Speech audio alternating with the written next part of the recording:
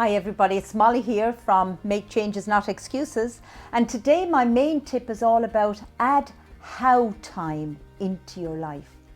How time, I came across how time quite a few years ago. It was a gentleman called Patrick Grove who was the CEO of 4 very, very large companies, and he gave a great tip. He said that as he travelled the world, what he would always do is when he'd get a new idea, he'd have a journal, and as soon as he'd get on the plane, he'd put in the middle the idea, and then by the time the plane landed in another state, he would have come up with a strategy of how he was going to execute that new idea.